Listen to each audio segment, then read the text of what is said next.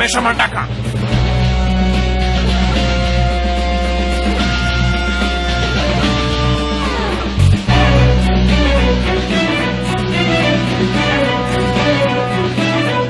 لاره خوشې کړئ.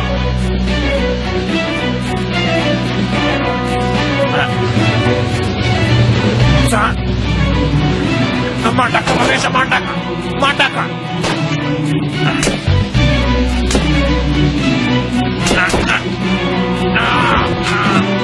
ملګریه خیر صبر وکړه.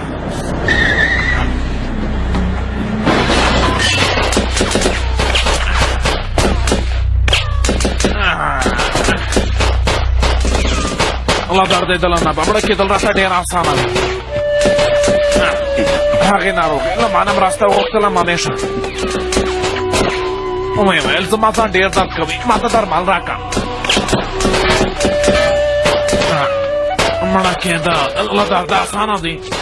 ته څه ډول خبرې کوې ملګریه؟ دومره زر ولې خپل همت له لاسه ورکوې ها؟ یعنې مړه کېدل دومره اسانه دي؟ زما فکر بیخي خراب شوی. سمدلاسه احساساتي کېږم. اوس د دې وخت راغلی چې له دې دردونه او غمونه خلاص شم. خو بیا هلته راغلم تر څو چې وینه مې په رګو کې ده مبارزې ته مې دوام ورکوم. داسې په اسانه یې باید مړ نه شم.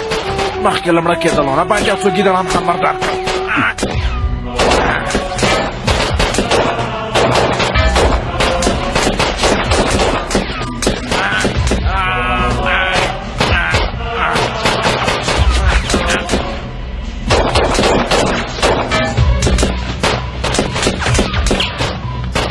ملګریه موږ دلته د سخت برید لاندې یو.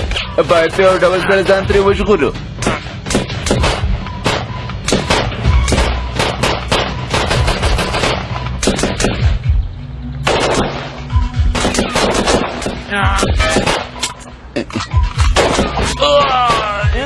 مامیشه ملګریه څه خبره نشته ملګریه یوازې لږ معمولي ډبل شوی یم.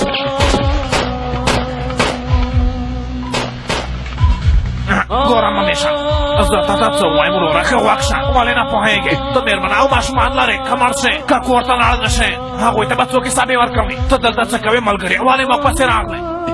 زه خپل ملګري یوازې نه پرېږدم ملګریه. تاسو څه ګورئ؟ زه یې وړاندې ورشئ.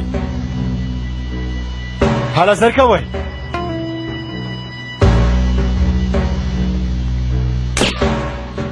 ته څه وایې ملګریه؟ زه پرته له تاسو نه ارام نشم اوسېدلی. تاسو په څه حالت کې یئ؟ زه په داسې یو حالت کې څنګه بېغمه اوسېدلی شم؟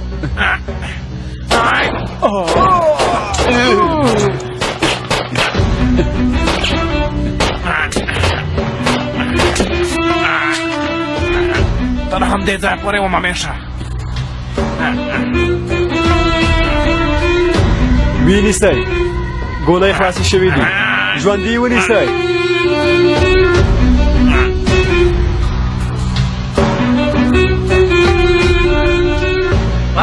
زر کوه هله ملګریه موږ ولې اوس هم دلته ولاړ یو سیفو؟ هغه سنګوریان نشي ژغورېدلی. نه پوهېږم چې څنګه یې پیدا کړل. زر کوه چې لاړ شو که نه نو موږ به هم ونیول شو. زر کوه مخکې شه مخکې شه مخکې شه.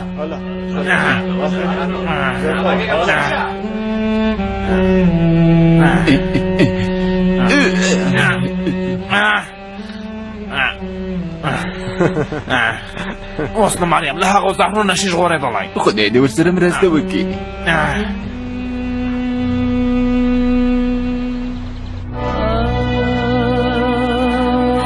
خدای خیر کړي. سرداره نفسي بیخي ضعیفه شو. د ډېر وخت لپاره یې نشي زغملی. هغوی دواړه څه شول؟